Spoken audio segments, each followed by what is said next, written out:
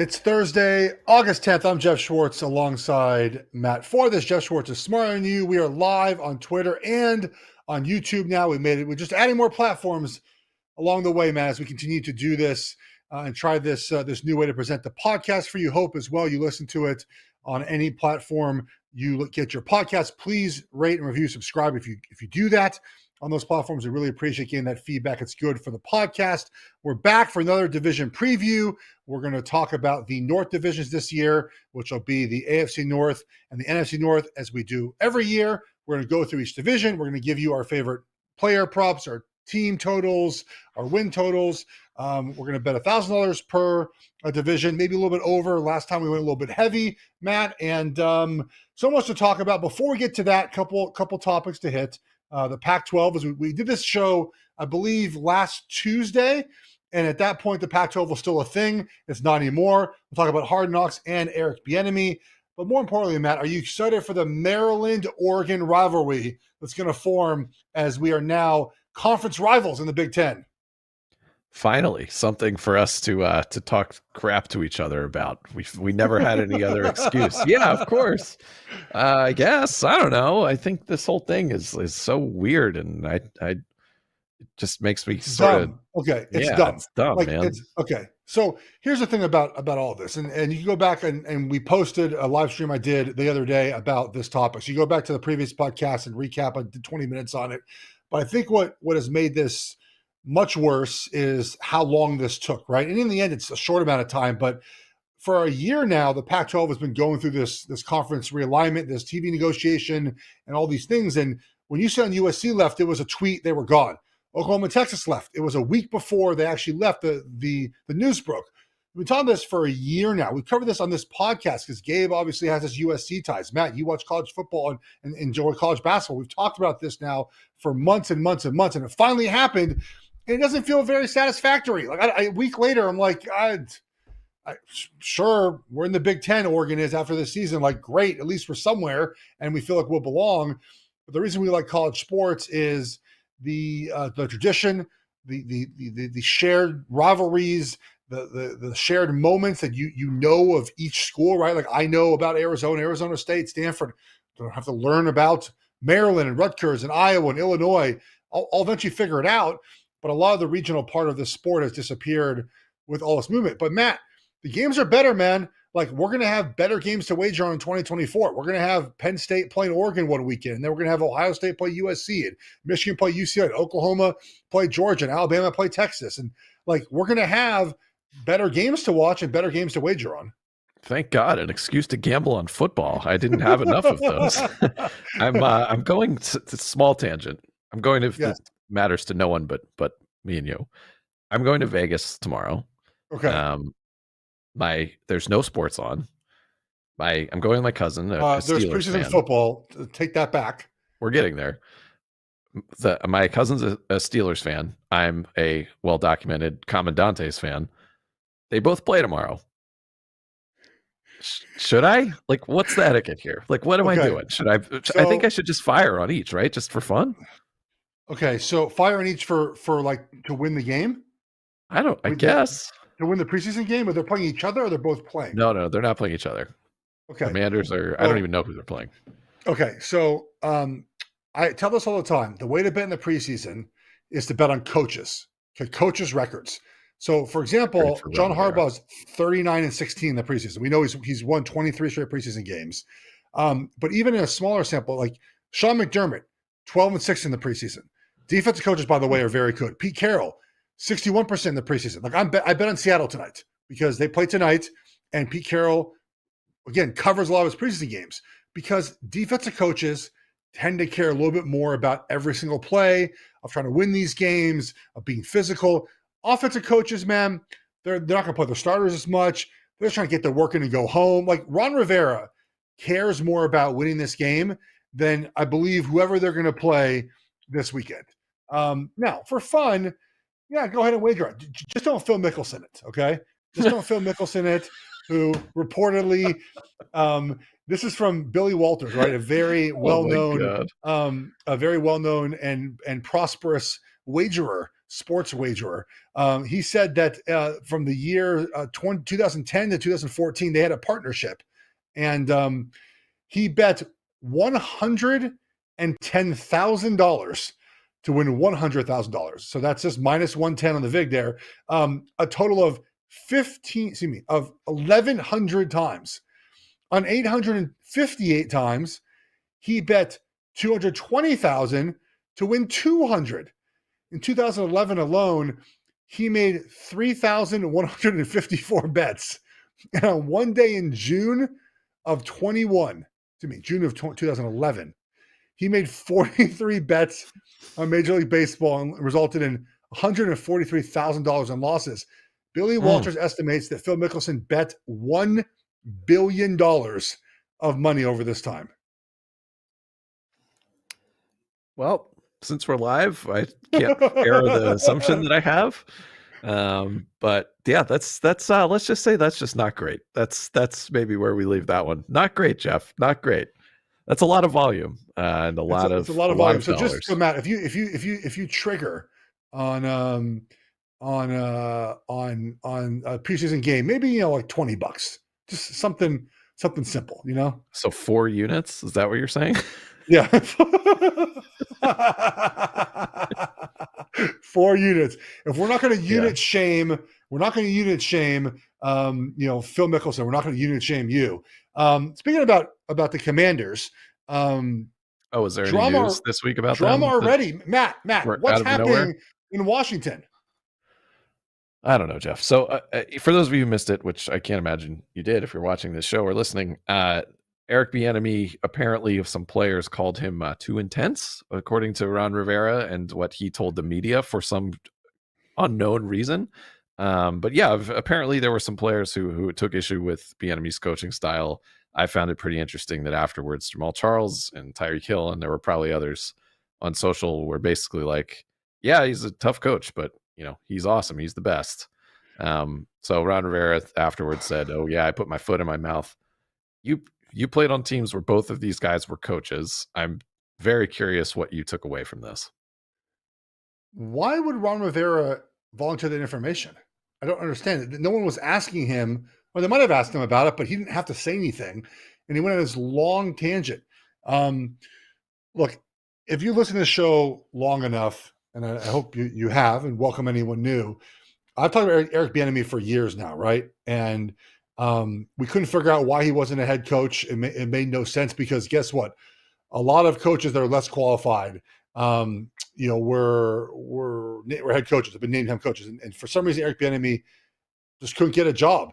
And he's 2 weeks into a new job, 2 weeks in a training camp, a week in a training camp, but players are already complaining about him. That might be a reason, right, Matt? I don't know. It doesn't make sense why he's never gotten a head coaching job.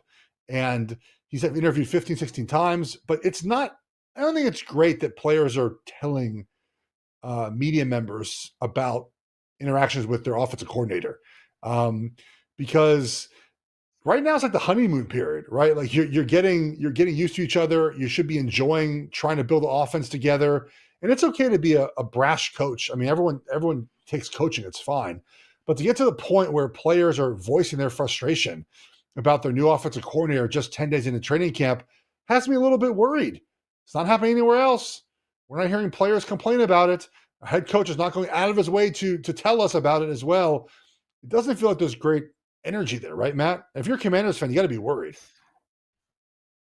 I had a bit of a different take on this. I thought, so Ron Rivera this is not his first day. I think Ron Rivera is insecure about this.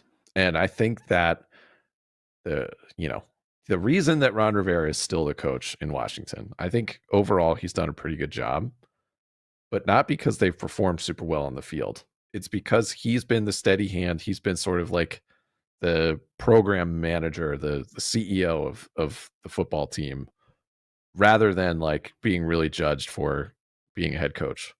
And I kind of think that Eric Bieniemy is walking in and he's sort of like, yeah, I'm going to be a head coach next year. It's either going to be here or somewhere else. If Sam Howell is anything, I'm going to get all the credit. Rivera's not going to get any of the credit. I think he's probably just feeling a little bit defensive, perhaps. and maybe justifiably so. Like he got, basically almost a 500 record under Dan Snyder for this long. Like that is quite an achievement, especially with the quarterbacks that they've had and all the crazy weird setbacks. But this read to me as, you know, it's not a good leadership move, right? Like you don't want to. This is still a new employee. It's an employee who people have a lot of speculation about, for better or worse. I think there are a lot of people who sort of took the side of like, well, maybe there is something up with Bieniemy, but I kind of felt like Rivera here, he obviously shouldn't have said anything, but the reason that he did, I don't think was to send some message. I don't think it was strategic. I think it was a moment of letting his guard down. And look, I don't think that I would doubt that Sam Howell is talking about it's going to Ron Rivera and saying this. I would doubt that Terry McLaurin is going out of his way to Ron Rivera and saying this. I don't know who these people are, but you don't think that it's going to be the best guys. Like everything you've heard from the stars of the team, if there are any, have pretty much been positive about Bieniemy. So this just rang a little bit off to me for Rivera, and I thought Bieniemy, for the record, afterwards did a pretty good job of sort of putting it down, and he looked like the real leader to me, and Rivera didn't. It's a good question about where it's coming from. I mean, if it's coming from guys that aren't going to make the team, is it going to be reported? Like that's my thing. It's like it wasn't reported. It was what Rivera said. So who knows? Like who came up to him? I don't know. Someone important had to put it in his ear to want to share that information. Interesting. I think. Yeah, it's not going to be the backup center who says it. He's not going to even tell the coach that. It has to be someone with some influence who tells Ron Rivera that to where he feels at least good enough to share it.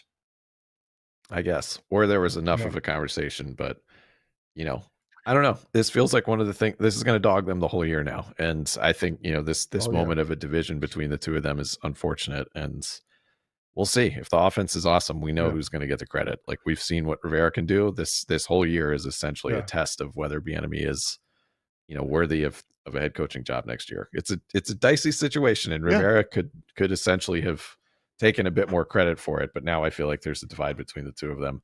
Not a great start for my Comandantes. No, not great. But what was great was the return of Hard Knocks, which it finally felt like the Hard Knocks of old, minus a little bit of like there's not as much personnel decisions being made anymore. But it was a good show, Matt. Like I thought Hard Knocks has kind of declined a tiny bit, but I liked it. I thought it was good.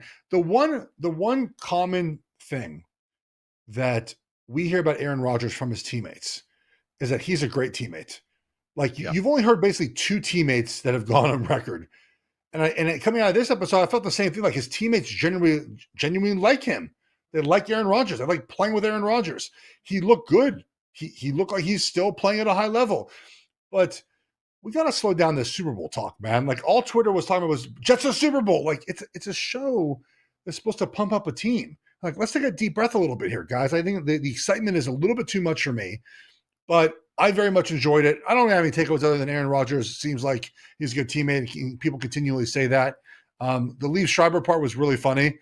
How he just showed up in there, and then he put the football down. I thought the whole football bit was pretty funny. I don't know. I thought it was entertaining. I was happy to be entertained. Yeah, it was definitely entertaining. I guess my first question to you, Geoff, is are we Eagles or Crows on this show? Oh, good question. What was that? What did Salah say again? It was like that was how Salah started it, where it was. Yeah, I know. Eagles, it was like crows. They suffocate like the crows. They could just smash them, but instead they fly high and they suffocate. I really loved that, and I loved that was my favorite moment of the show. Was watching Salah kind of cook, and then them cutting to Rodgers, who's kind of smiling, and the rest of the team that was definitely feeling that. My thought in that moment, by the way, was how long did he prepare to say that? Like, is this something he like looked up, like motivational things to say to teams? Like, or did he have this story in his back pocket? How does he prepare for motivational speeches during the season? Is that like an off-season program for Robert Saleh to get into? I liked it. It was great. It was great. I really liked that. I thought it was really interesting. The thing that people have said about Hackett is the reason he gets these jobs is he's friendly with Rodgers. And I found that to be pretty interesting that like Rodgers said, like, this is why he's a great coach. He noticed that David Bakhtiari didn't celebrate with the rest of the team, so he had to celebrate with It them. I was was like, huh? Brian Bulaga. Yeah. Sorry. I don't even know his Yeah. name. But yeah, it was Bulaga. And yeah, that whole thing was just kind of odd. I thought Hackett as a guy was kind of odd. I loved when they were playing the pylon game and he said, Rodgers said Sean Payton's name to throw him off. I thought that was pretty funny. But That's look, I good. mean, Rodgers, it showed a level of intensity to Rodgers that I think not all of us were sure that he still had, where he is the center of gravity of that whole team. Like when they went into the defensive back meetings and they were talking about Rodgers making throws, it's like he is truly like he has completely changed what's going on in that building. Yeah. And I think with Saleh, like I don't feel like I had really had a good feel for Saleh until this show started, and it seems like he's a really good personality. It seems like everyone seems to really like him, but it was interesting watching the game, and obviously it's edited, like the Hall of Fame game, like he didn't seem like he was super involved in like all of the bits and pieces the way a lot of head coaches seem to be. Like compare him with like a Sean McVay or something. So I think it's a really interesting personality blend. But I definitely felt at moments where I was like, geez, it's like, is Rodgers going to be the MVP again? Like these guys are just salivating over every single thing he does. And if he's really good, like that team does seem to be kind of stacked, but they are the most like obvious hard knocks bump ever. Like I'm going to love betting against them in a few weeks when everyone's just talked themselves into them winning the AFC. Well, that is what the show is about, right? It's about promotion and hype. And the reaction from the players, by the way, is because the quarterback situation last year was so bad that they're seeing a Hall of Fame quarterback play and they're like, holy shit, this is what it's really like, guys. This is like real football's like. It's seeing Aaron Rodgers. So we'll continue to watch that as it goes along. But staying in the division that Rodgers used to play in, the NFC North, we can start with our preview of that division. Yeah. Good segue. We'll go through our I'm a radio professional, by the way. We will go through makes one of us. the win totals, will they make the playoffs, division wins, and any sort of props that we like. Remember, we are doing exercise this year. We're going to end up taking more wagers this year because we're taking every running back under for the season. Every starting running back we're taking the under. We're doing a project this year. We lowered our wager from 250 to 150 this year for our unit size because of so many wagers. We had any long shots. We're doing about $50 on the long, plus 1,000 for something, $50. Anything else about 150. And again, we're trying to spend $1,000 in each division. That's $8,000 total. Extra $2,000 that we can spend at any time. We were a couple hundred over last week, but we want to save that money for in-season wagers. As Matt mentioned, a team gets off hot. We want to bet the under at some point. A team starts slow. Want to bet the over. Want to have the capability to do that throughout the season. So let's start with the NFC North. Matt, kick us off. Yeah, where do you want to start? You want to start low to high or high to low? I think we did high to low. Did we do high to low last time? Let's do that because it sort of informs how we're going to view the rest of this division. Yes. So everyone's darling the Detroit Lions. Last year, 9-8, missed the playoffs. This year, they're projected, their total is 9.5. They are minus 122 to the over. They are probably, I think, other than the Jets, the most public team, I think. They're minus 170 to make the playoffs, minus 136 to miss, and plus 145 to win the division. A lot to like about this team. I'm kind of curious if you're buying the Lions or if you want to take this in another direction. Oh, buddy, I would absolutely bet them to not make the playoffs. Ooh, talk to me. Yeah. Well, as you mentioned, they're the favorite team of everyone this offseason. And it's because of the way they finished last year. Everyone likes Dan Campbell. They're fun to root for. But their defense was 28th in DVOA last season. Their offense was 5, okay? Jared Goff has shown no consistency in his entire career. And I fail to see a year-to-year where the offense is 5th again. I just don't see that happening. I like the design of the offense. I like the way that they play. But any sort of injury to the offense, any sort of guys out for a while. They just signed Teddy Bridgewater, which kind of is like, why would you sign a guy like Bridgewater when you have Goff, right? I mean, is Bridgewater that much worse than Goff? Might be better than Goff. Like, what that signing to me sounds like you might not trust Goff, or if he gets hurt, you want to be able to have a quarterback that can get you to the playoffs. I thought that was an interesting signing, especially with Hooker there now. Hooker's on the NFI list. But I just, the Lions perpetually underachieve, right, Matt? Now all of a sudden we're supposed to expect they're going to overachieve. To me, the wager is not make the playoffs. I don't know if we want to do that here, but that's a wager I'd make. It's funny. I mean, I'm with you on fading this team. I think I would be up for that bet. I'm surprised that the number's not higher. The problems, the two things I sort of noticed with the Lions, like, I think we all love Dan Campbell. Even if we fade this team, I'm going to be rooting for them. Like, super fun story, tortured fan base. Yeah. Like, they were really good to us last year. They were one of the best teams against the spread last year, which I think is a reason that all the gambling public is sort of on them this year. The problem is, though, a lot of the changes that they made on their team, like a lot of the new faces, are essentially just replacing other good players that have left. Like, people love their rookie tight end Laporta.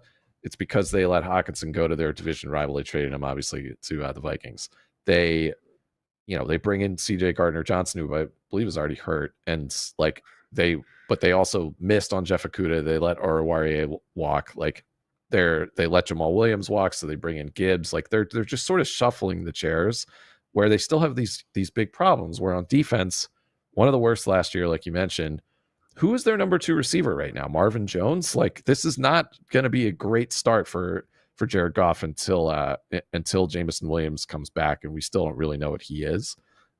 People are excited about David Montgomery. Reminder that he had one 1,000-yard season in 4 seasons in Chicago, 1 season with 8 touchdowns. This is not a lateral move from Jamal Williams, who led the league in touchdowns last year. Like, people talk a lot in this division. We'll get to the Vikings in a bit about, like, regression and how things aren't totally sustainable. Yeah. I just don't see how this is a top 5 offense. Like, and they're going to start the season. They're going to get killed by Kansas City in week 1. They got to deal with Seattle in week 2. Atlanta's a tricky team, like we already talked about in terms of game plan. Like, they have a pretty tough schedule. Like, they're going to have to go to Baltimore. They play they play the AFC West this season, which is, I mean, all these teams in the division do. I don't really love their chances, and I think that some of the other teams in this division might have a better shot at taking it away. So do you want to bet no playoffs or under 9.5? Because I don't feel that confident in those, but I do feel confident in taking all the running backs to go under. Not all the running backs, at least Montgomery to go under. Gibbs is at what's Montgomery's number? I saw on DraftKings today 750.5, which would be under. A career low for him. It'd be a career low for him, but still, because I think Gibbs is going to end up taking most of the carries by midpoint of the season. Also, Montgomery's yards per attempt for his career is 3.9. Now, the Lions' offensive line is much better than the Bears, but I mean, like, come on, still, like, that's to me, that's under. We'd know if he was good by now. I like that. I do think too, like, because they invested so much in Gibbs, they kind of have to prove that it was worth it. So, like, if it's a tie, they're going to give more to Gibbs. I really do like the miss the playoffs thing. I wouldn't be my favorite bet of all time, but I definitely think it's a good play. I think my favorite bet so far is coming up later. I will say, Geoff, if we want to do a little bit of dancing with the girl that brought us to the dance here, right now on Caesars, Amon-Ra, his over-under for receiving yards is 949.5. It's juiced to -135 on the over, but got to think that he's going to go over that. He was at 1161 last year, and the year before he was at 912, and that was with only 9 starts. He's at over his over-under on DraftKings. I'm looking at is 1050.5, and that's just -115. 1050.5 -115 for the over. I mean, I'm good with it. The only thing is if we expect some regression offensively. But who else is getting the targets? Like there's nobody else to eat any targets there. So he was targeted 146 times in 16 games last year, and I think he left early in at least one. So I think he's going to blow up this year. I put it in the mix. I put it in there. And I think we just got to bet on his over every year, given how good he was to us last year. There was some other prop I liked here. I think. Nah, I'm good. I think if you do like Detroit, I would just say like I'd bet them after a few weeks. I just don't think they're going to start super well. I think they're going to get embarrassed by Kansas City in week 1, and I think they could end up starting like 1-3. Who knows what Atlanta's going to be. I just feel like if you like them, bet them to make the playoffs like in week 4 or 5, because I think they're going to start pretty slow. I'm with you there. I think that again, that's why we kind of save money on that, right? That's how we do it. Yep. Yeah. All right. Next up, Minnesota. I'm so curious about what you have in Minnesota because Me too. Okay, so Minnesota last year, I think won 9 of their 10 one-score games.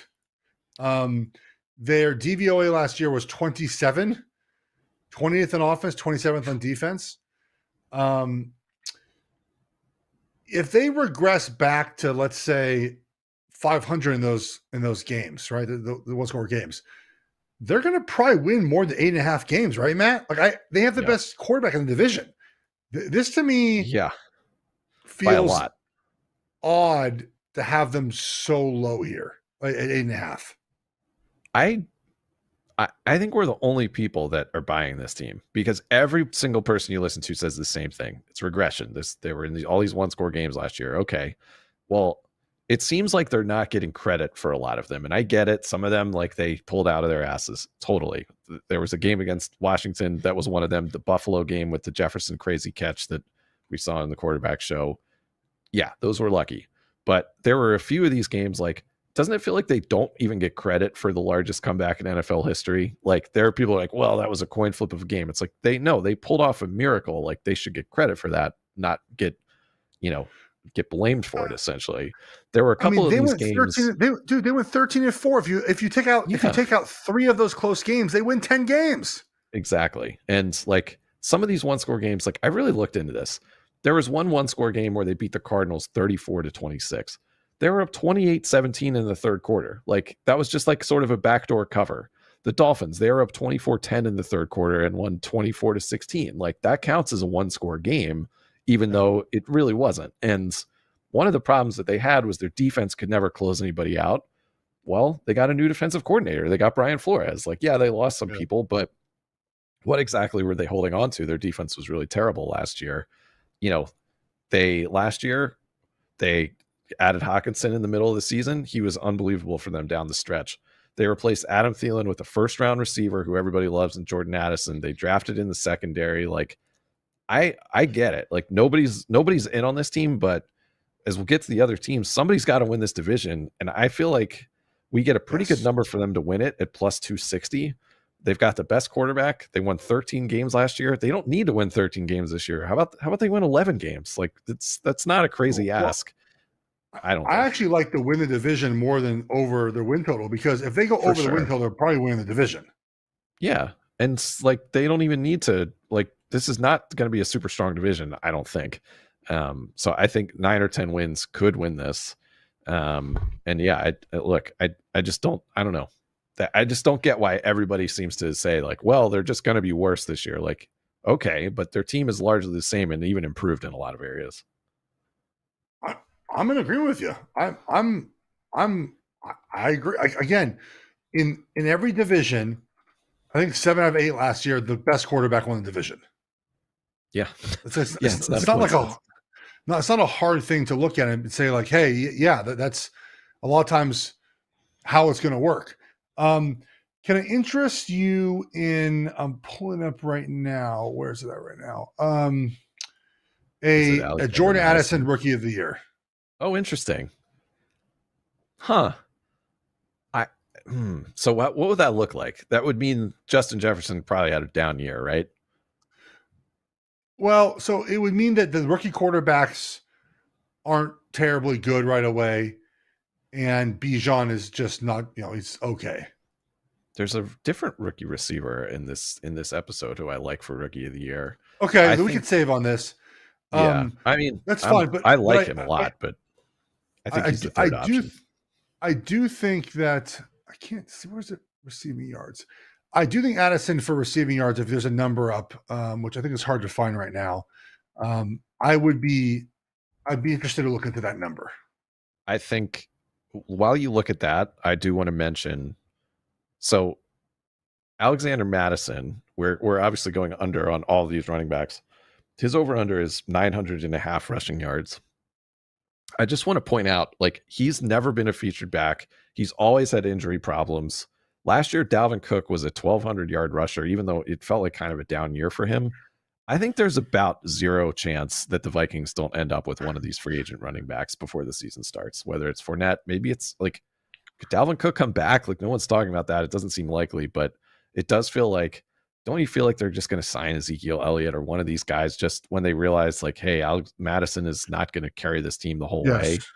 I just feel like this is an absolute lock for the under. And by the way, like, if you're listening, if you're watching live or listening today, like, I would get this one in quickly because it does feel like the second they sign one of these guys, the number is going to move down by quite a bit. Oh, I'm in the Madison 900.5 under, 100%. I can't find Madison total right now. I think maybe it's just not up quite yet. But I would take it over. I think it's probably going to be around 700, 800 yards, maybe less, 600 yards. And I think it's going to be an incredible number because I think he's going to have a good season for them.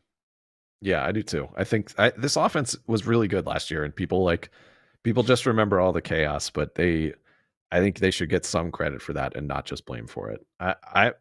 We're the only two people who are on this, so we're either total morons or complete geniuses. We'll see. We'll see in a couple weeks. Next team. I think we're geniuses. Next team, Green Bay Packers. Over win total 7.5. I have no concrete Packers takes, honestly. Because I don't know what Jordan Addison is. I will tell you his number, his passing number is 3,350.5, 3,350 yards. That would put him between 14 and 15 last season for passing in the NFL. So basically 14.5. Seems pretty high, right? Yeah, it does. That's the wager I would take here. Take the under? Under, yes. Yeah. I think I agree. The thing with the Packers is everyone who makes a case for them, it's all about their defense and how good their defense is. Well, they were PFF's 21st ranked defense last year with Aaron Rodgers. Why exactly are they going to be better? Because of Lucas Van Ness? Is that the take? I think they have the worst receiving core in the league. They're kind of an older team. It feels like if they start kind of slow, doesn't it feel like they're a possible teardown team? Like, you know what you could get for Jair Alexander? Like, you get so much for him. Like, if they don't start hot, it just feels like this could go south in a hurry. I agree. I don't really have a feel for going or Aaron Jones. By the way, I think he's a great trade candidate.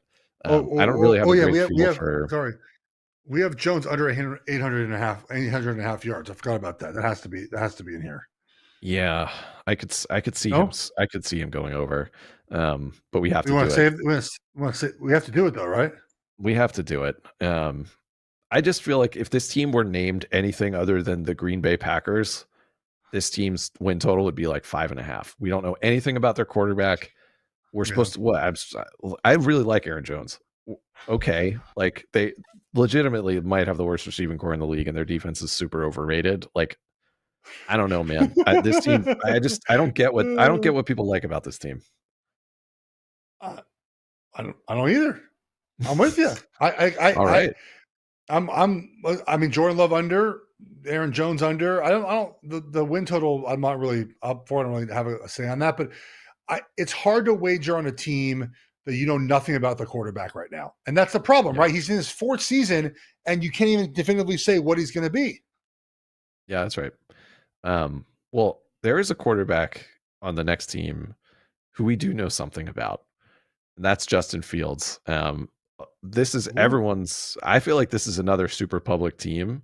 A lot of people seem to like the Bears. Their over under is 7.5. It's actually juiced to pretty heavily to the over, minus 122 to go over, plus 100 to go under. They're plus 430 to win the division. I have a pretty strong opinion here. I'm curious if you do. I think I'm back now. Okay, I hit the wrong button. I'm back. Okay. Good time. I missed 30 seconds of what you said about the Bears. I'm just a dummy with this stuff. I clicked the wrong button. It happens on live production. Oh geez, the Bears roster, man. Like where is it? Where are you like, man? That's a good unit. That's a unit like I know they're going to be good. Is there one? Do you have a unit in mind? No, I don't. And as a matter of fact, Geoff, you may have cut out for this part. I think this is my strongest opinion yet of any of the teams that we've talked about. Worst record again? Maybe not worst record, but where's my camera? Here's my camera. Okay, there's my camera. Remember last year, Geoff, when I was sitting in this very room and we had a big laugh about how Zach Wilson was the most bet MVP candidate behind Patch. He was ahead of Mahomes. He was ahead of Rodgers. He was like a 20-1 shot. It was some ridiculous number, and he got more preseason bets for MVP than Patrick Mahomes. How'd that go? That go good? Those people happy that they got good value on their Zach Wilson ticket? Wait, the year before that was Baker Mayfield. Well, who is it this year? Justin Fields. It's Justin Fields. How many fucking years in a row do you guys need to do this? This is what's going to happen. He's 5-20 as a starter in 2 seasons. He was sacked more in 15 games last year than Patrick Mahomes and Trevor Lawrence combined. He was sacked 55 times last year. I heard on a show that I listen to regularly for gambling advice, someone called DJ Moore a top 5 receiver. That they added a top 5 receiver. DJ Moore, I went to Maryland. This guy's not in my top 20. Like, he hasn't contributed to winning football ever in the NFL or in college for that matter. Like, this team was the worst team in the league last year. Now we're saying that they're going to win 7.5 games because of DJ Moore. Guys, this is a hammer under 7.5 plus 100 is even money. This is a free bet. I don't understand what anyone likes about this team. Is it their coaching?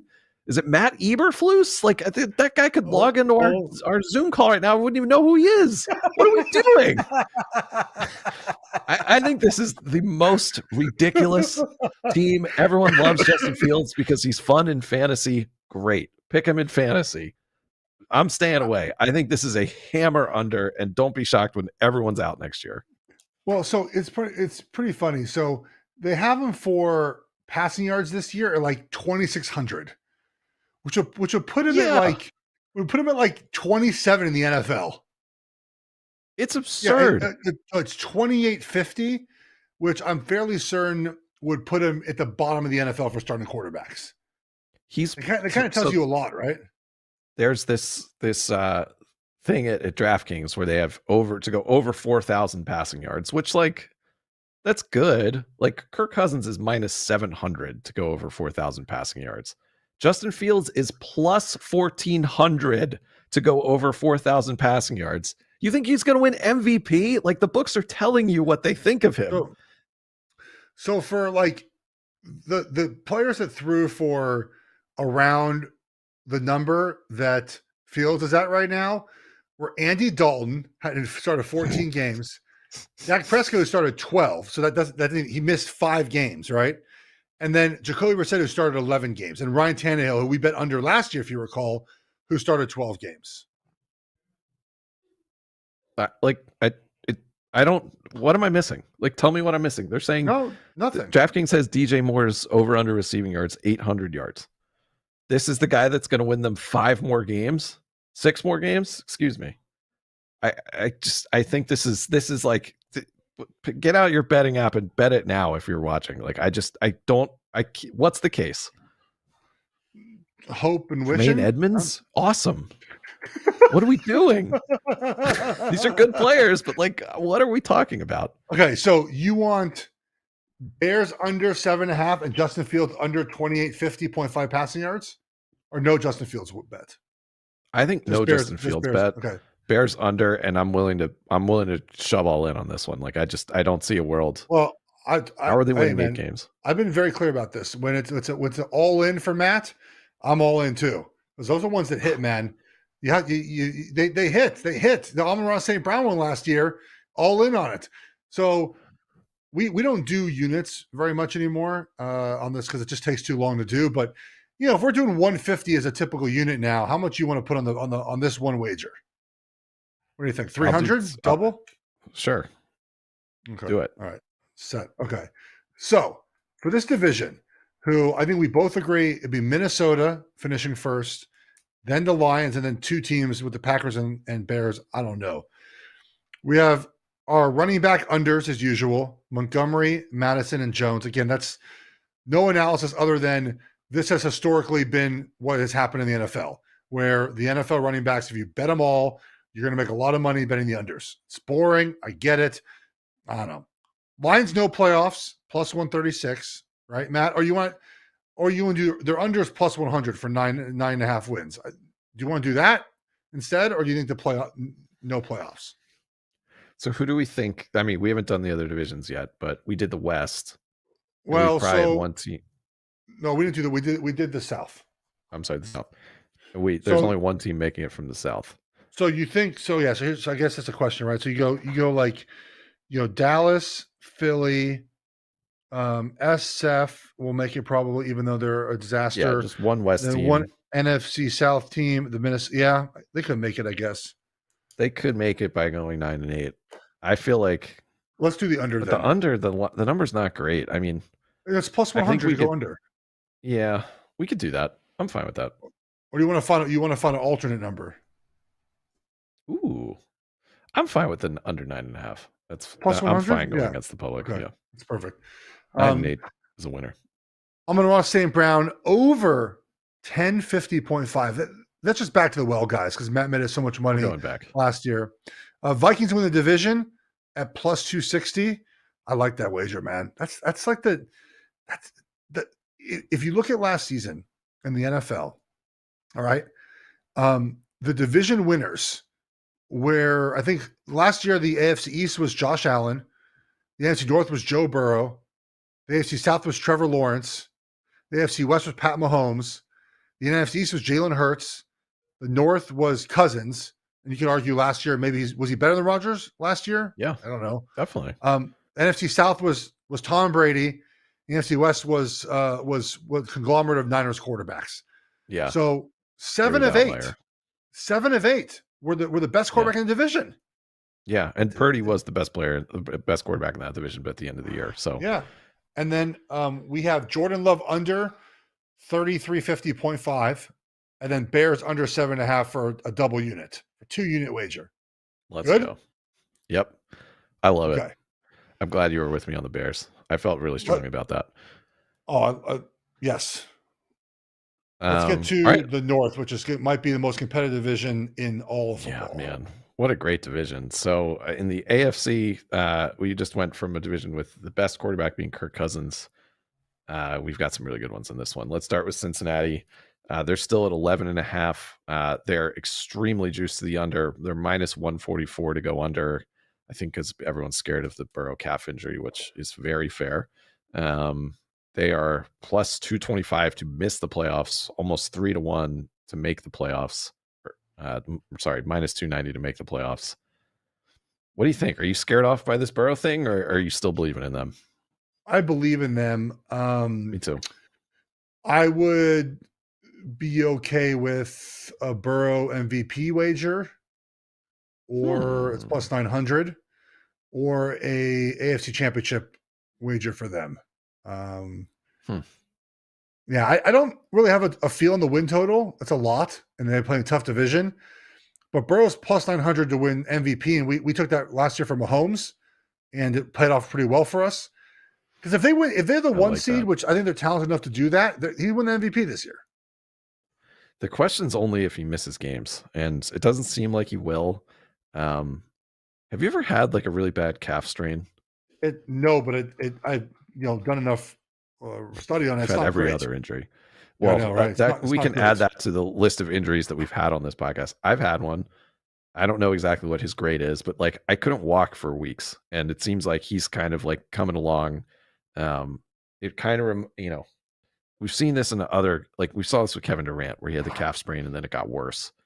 I just hope that they don't rush him back, which is kind of my concern. We've still got about a month, so I think he'll be okay.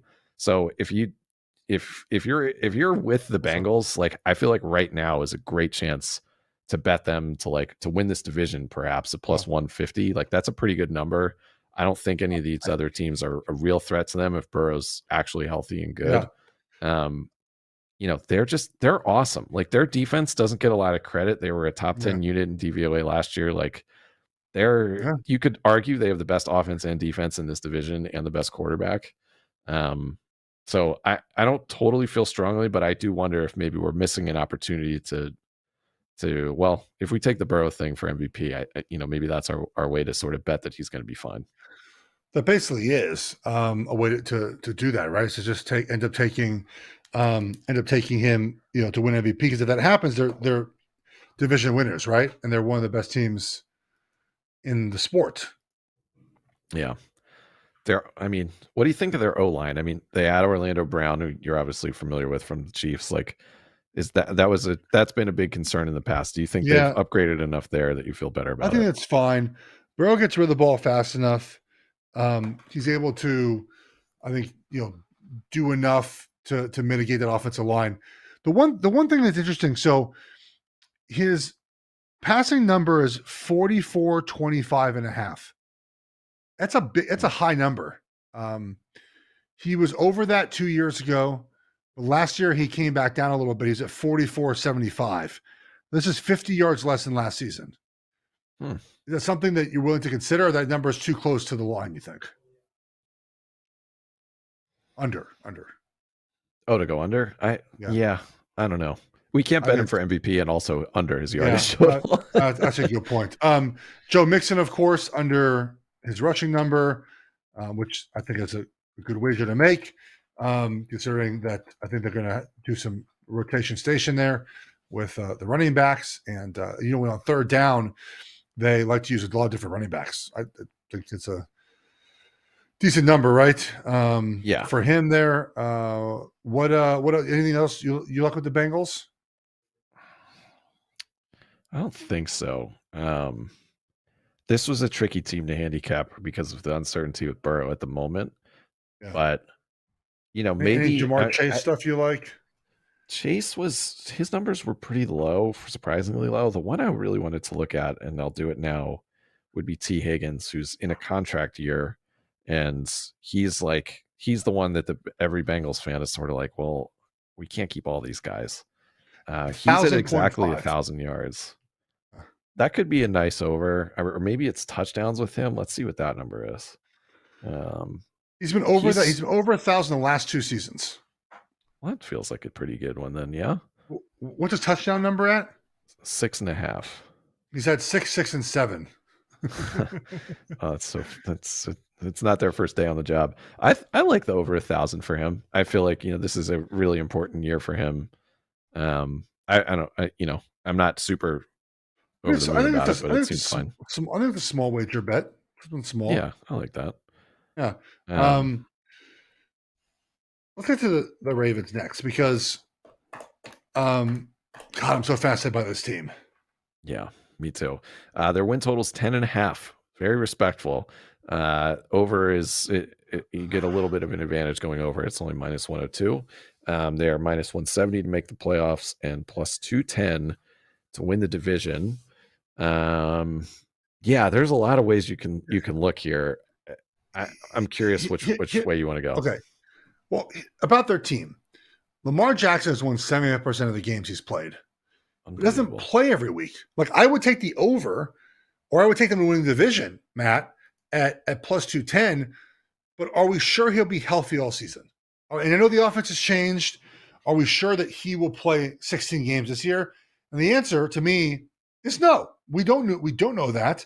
And that's why it's hard to definitively put your money on them winning. If he plays 16 games, they're going to win the division, I think. But he's played the last 2 years 12 games each. They were very good when he was healthy, and not so good when he wasn't healthy. And I don't think that he's going to be.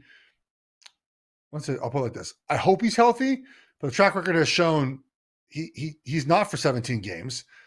The wager I do like for Lamar Jackson is under. I think I saw his passing total was. Let me pull this up right here. It was like 200 more than he ever had thrown in a season, and he hasn't played more than 15 games in a season in his career. So I'm going to pull up right here. It's 3,500. The most he's thrown in one season is 3,727. Interesting. Well, it's funny because I looked at his rushing numbers, and we've got them in our rundown somewhere. They have his rushing numbers at 775, and I feel like I'd almost rather go under on the rushing. Like, I do have a feeling, we heard this with Josh Allen. I think we're going to hear it with Lamar Jackson, of the narrative of like, hey man, you can't take so many hits. Like, we need you on the field. You're a franchise. The offense is different. The offense is different. Yeah. So I would lean toward. I think that would be the under that I would play. You're sort of getting the baked in benefit of any missed games, 775.5.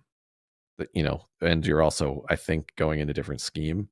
The thing that I'm having a hard time with is everyone's talking about what a great supporting cast Lamar Jackson has this year. This is the best supporting cast he's had. Like, okay, so Rashad Bateman's been fine.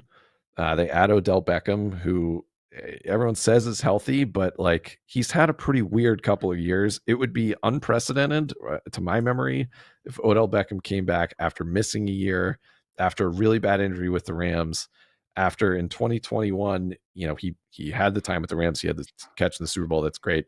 Remember, he started the season with the Browns that year. He had 17 catches for 232 yards. Like, he hasn't been productive. Honestly, I just want to pull up just to make sure I'm not overstating it here. Like, his last 1,000-yard season was in 2019 with Cleveland. So, it would be unbelievable if he was a really impactful receiver this year. And maybe we should look at his yardage totals. Oh, I'm in on that. I will say though, Zay Flowers. It's very low. It's 575.5. Under 4.5 touchdowns is, oh wow, that's minus 150. So I think Baltimore, you're betting if you're making the case for Baltimore, you think Burrow's probably not going to be healthy the whole season. That would be one case to make. I think that's a fair one to make at this moment we're taping this. And I think you're betting on just like the infrastructure of this team. They have such solid players all across the board, really good offensive line. Mark Andrews is super reliable. And maybe, if you love Zay Flowers, which I think he might be the one to take a sprinkle on for Rookie of the Year, just because of the opportunity that he's going to get. But I don't. The Rookie of the Year is going to be Anthony Richardson, by the way. We should have bet on that last episode. Maybe we can go back and do that, Matt. He's going to play the most of any rookie quarterback. Like not the most, but the most. I think he'll be.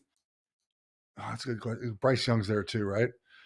I mean, Bryce Young. We have the Panthers in the playoffs. I totally forgot about Bryce Young. I'm going to erase what I said. I totally forgot. I was thinking about C.J. Stroud, not even Bryce Young. Never mind. I would not take that. I would not make that wager. My bad. Continue on with the Ravens. No, I mean, one thing that I found kind of insane about the Ravens, they've never had a Pro Bowl receiver in the history of their franchise. Is that crazy? Insane. So Zay Flowers, like everybody's going crazy about him in training camp, but like they've never had a Pro Bowl receiver. So there's still so many questions with this team. Like, what the hell's going on with J.K. Dobbins? Like this, that's one of the weirdest stories in the league. Oh, yeah. Sign of a good organization, unlike the Commanders, that like that's not really a big story when it really could be. They're just a really solid team, but again, if Jackson were to get hurt, everything sort of falls apart. So I don't know. I never really have a feel for this team ever. Like it never feels like they should be as good as they end up being. We take the Lamar Jackson under rushing and call it a day. Yeah, that's fine. Okay, that's fine. And I mean, if we're gonna move from a mysterious team, there's maybe a more mysterious team coming up next, and that's Cleveland, whose win total is a staggering, in my opinion, 9.5. Over is Oh. plus 108 to make the playoffs. They are plus 112, minus 138 to miss, plus 400 in the division. This year, every year, Cleveland seems to be PFF's favorite team every single year. I'm curious what you make of this one.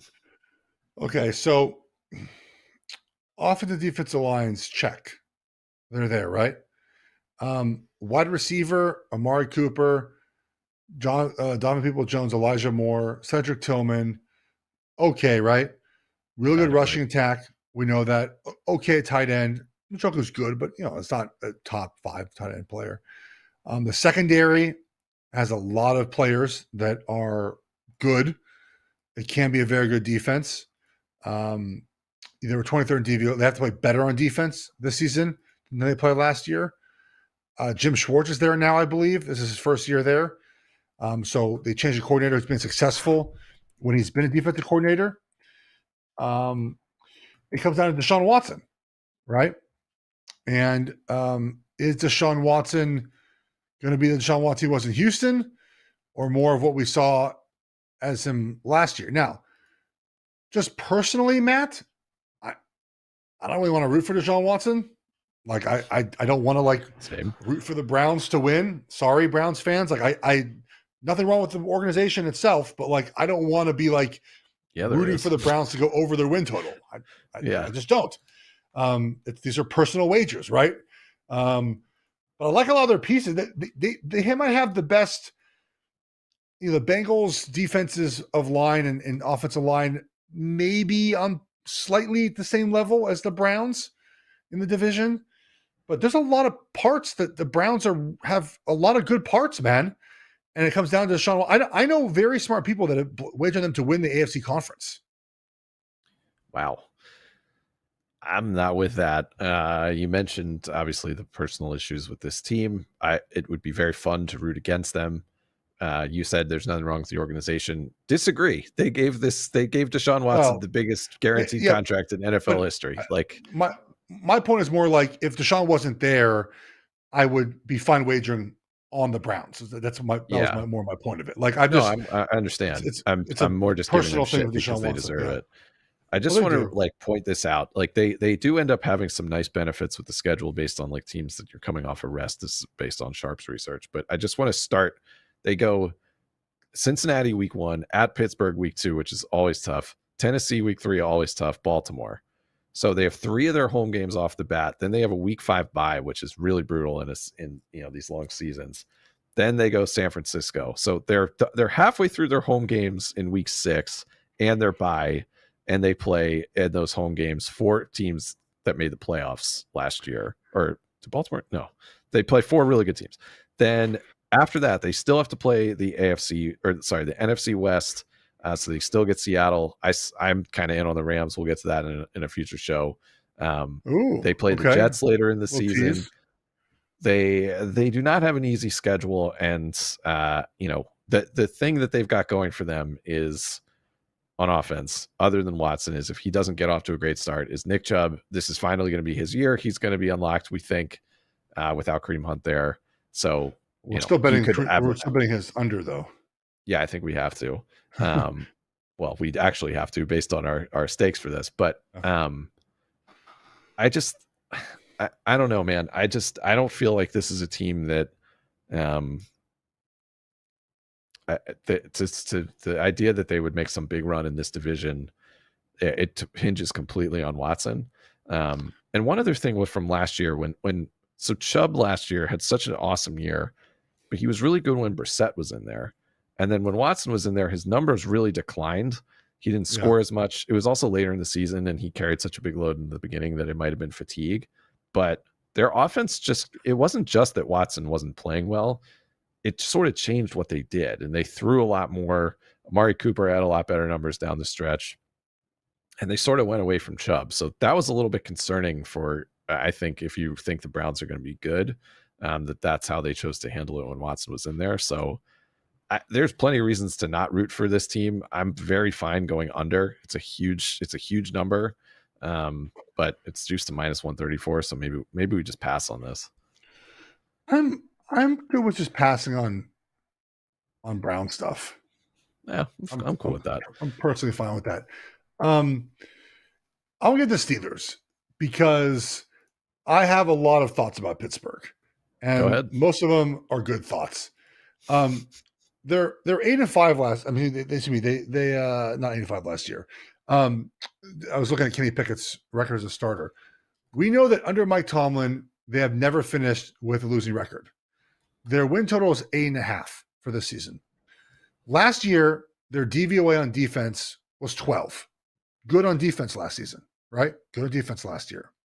Offensively, they were 18 with a rookie quarterback who was sort of just trying to figure it out with a young offensive line, with a coordinator that trying to figure out kind of how to play.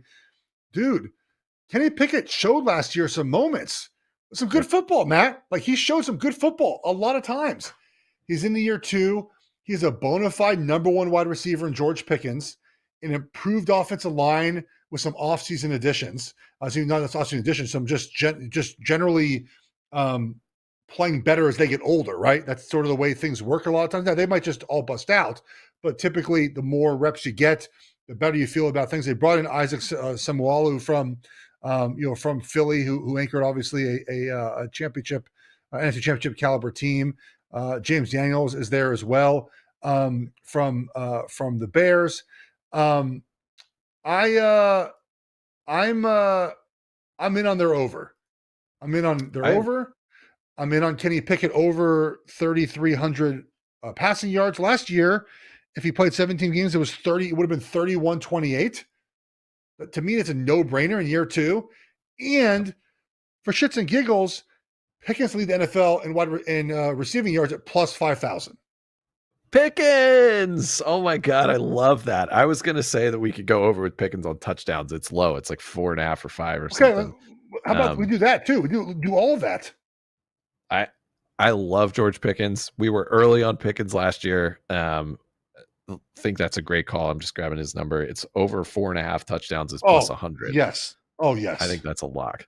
Last year was a rebuilding year for Pittsburgh, right? They had a rookie quarterback. You mentioned the offensive line. And what ended up happening? Kenny Pickett went 7-2 in his last 9 starts. Yeah. That's insane, dude. They covered 10-6-1 last year. That's a sign, obviously, of Mike Tomlin, who we love. Their over-under, you said it, Geoff. You like the over. I do too. Their over-under is 8.5. Is this the year? Is this the year Mike Tomlin has a losing season after last season with Kenny Pickett there, with George Pickens in his second year? The receiving core should be a lot better than last year. Deontay Johnson, I felt like had the worst luck in the league last year. I think we both really like him. Their offensive line certainly it was better than a lot of people thought. Everyone sort of thought they were going to be trash last year. Not only that, they drafted a left tackle in the first round with the 14th pick. I totally forgot about him. Yeah, I was looking at the depth chart. Yeah, he needs a little bit of time though. I don't think Jones is going to play right away. I'm sorry. I also mentioned James Daniels they brought him 2 years ago, but Isaac Seumalo is brand new. Yeah, I mean their defense. You look across their defense and you're like, oh yeah, T.J. Watt. Like, oh yeah, Minkah Fitzpatrick. Oh yeah, Joey Porter in the second round. Like, oh yeah, it's still Mike Tomlin. They know what they're doing. Yeah, I'm really in on this team. And can I just say this? Week 1, they're playing Pittsburgh. They're playing San Francisco. I've already wagered on this game. But it's going to be one of our 5. It's absolutely going to be one of our 5. I'm afraid we're going to move the line. So hopefully this far in, the casuals are out. They're hosting San Francisco, who does not presently have a starting quarterback. Correct. And the Steelers are underdogs. Please, when I get off the plane, I'm betting this on tomorrow. I think this opened at 3 or 3.5. I think it's just 2.5 now, right? Or is it still? I saw it at 3 still today. My God, 3 still? Oh, I saw at DraftKings it was 3 when I looked before the show. Yeah, you better go make that. That will be one of our wagers. I promise you, week 1. Anything with a plus, we're taking them. With Pittsburgh, absolutely. 100%. Can I interest you in a TJ Watt over 13 and a half sacks for the season. I'm going to look up where he was at last year. I know he was hurt last season. That's pretty but tasty. We took the Bosa one of last year and hit it. Let's see here. I mean, he's been over, what I say, 13 and a half. He's been over that number, in 19, 20, and 21. And then obviously he only played 10 games last year. I like that number. I'm cool with that. One more thing about Pittsburgh. We mentioned San Francisco and how much we like that. Then they have Cleveland at home Monday night. Then they go to Las Vegas, who we're going to get to. They stink. Then Houston. Like they could end up starting out. Then they have Baltimore week 5. They could end up starting out 4-0 facing Baltimore in week 5, which is always I love it. A really nice. And then just later in the season, like they just have some nice stretches. Green Bay, Arizona. So do you want to do Pickens leads NFL in receiving? Or is that too rich for your blood there? We could do a little taste of it. I've never this guy is absolutely insane. Like every single day there's a highlight catch out of him. Like I'm buying all the stock in him that we can get. I think the over touchdowns is a definite yes. Plus 5,000 for that. Leading wide receiver in the NFL. All right. And AFC North. Burrow MVP, small sprinkle. Our running back unders. Oh, we've got Najee Harris as a lock for under. Yeah. Oh, yeah. Lock that. 925. I like Jalen Warren. I feel like Jalen Warren's going to get a lot of work. So we have our running back unders, okay, for all of the teams that presently have listed starting running backs. So we're under for Mixon, we're under for Chubb, we're under for Harris. Joe Burrow MVP. We like the T. Higgins over 1,000.5 receiving yards. Lamar Jackson under 775 rushing yards. Steelers, we're heavy on the Steelers. Over 8.5 wins. Kenny Pickett over 3,300.5 passing yards. Pickens over 4.5 touchdowns. TJ Watt over 13.5 sacks. Pickett, the leading wide receiver in the NFL, plus 5,000. Sounds good, buddy? Sounds really good. Yeah, really good. We've done a lot more this year than previous years. We have. We have to increase our budget. Yeah, I think maybe we should. I forgot to mention, I did could I interest you in a little Zay Flowers over 500 receiving yards? Could I interest you in that? Sure. You want to do Zay? Whatever you want, buddy. Flowers I feel like, over how much? 500? Come on.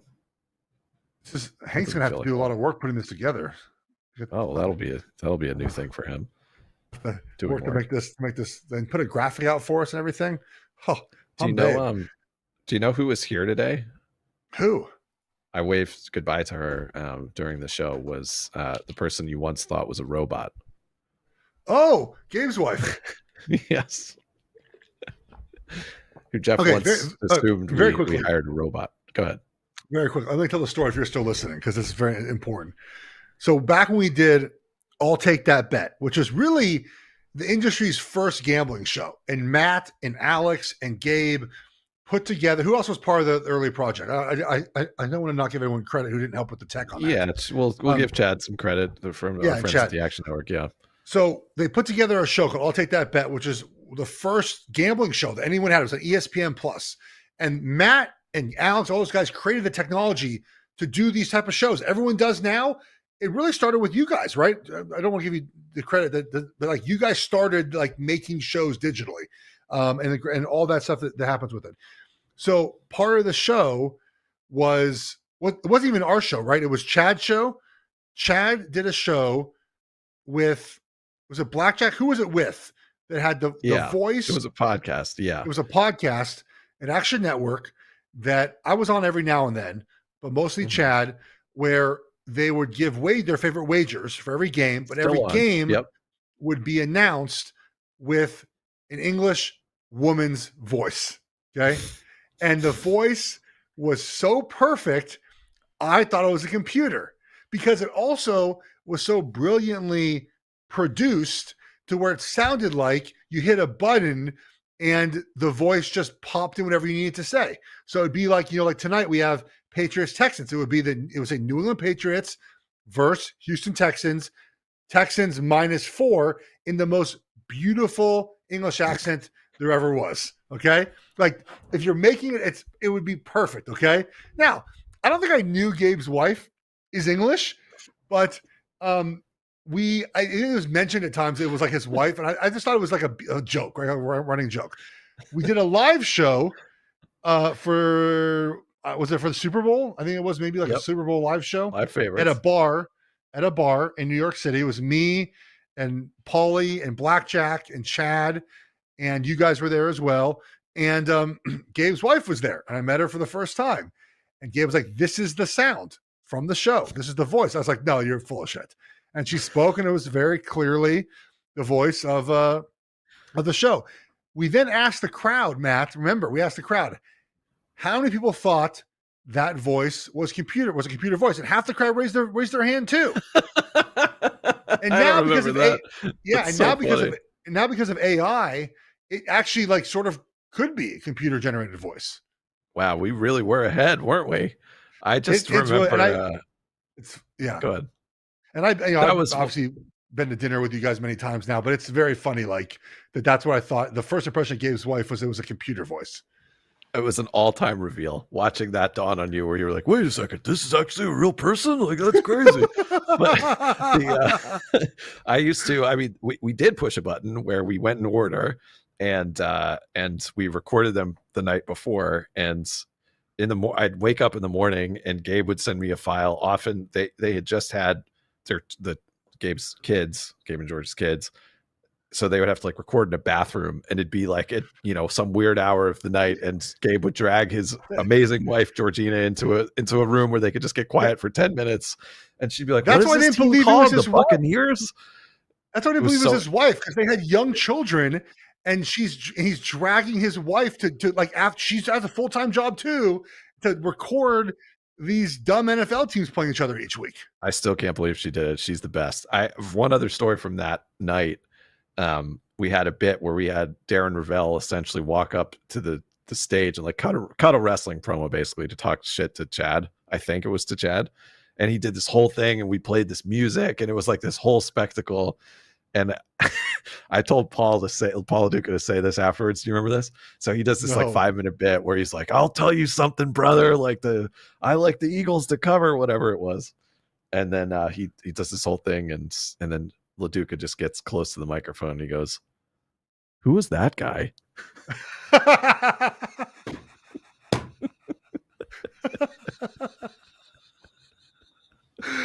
Oh, jeez. That was so good. Oh, God. Paul LaDuca. Oh, I love Paul. That was one of the most fun times we've ever had, man. We had a fun Today show. Was second. This was really fun. It was me and Paulie, Blackjack, a little Matt Moore. Was involved with that. It was a fifth person. Who's the fifth? Oh, Chris Raybon. Yep. Yeah, Raybon. It was Brilliant, all of us better. doing it. Great and guy. Chris is the best I think I've like who posts picks like for free. He posts guys. Yeah. Not to give a Chris Raybon Action Network. Go to look at. He gives a free picks out on Action Network. Yeah. He wins a lot of them. Like he's a great wagerer. You should follow him if you're looking to wager in all sports. He's really good. Yeah, those were the times, man. Remember that we did the Christmas party with the piñata, and I broke I had to hit the piñata with. And you and Dan Rubenstein were there, and you were like, "What is wrong with all these people?" Oh, dude, what a time! Life was simpler back then. All right, guys. Hope you enjoyed the show today. We're back next week. We'll probably do Matt. You want to do the East or the West next week? Let's decide. Your call. I mean, we can just save the Chiefs stuff for the end. Where we just wager all our money in Kansas City, or we could. How about we do the East? We'll do the East next week. So we'll hit obviously the incredible division of the AFC East, the NFC East, and we'll do we'll finish with the West at the end. I hope you guys enjoyed this. We'll be back next week with a lot more wager and fun. Have a great one, guys. Thanks, Geoff.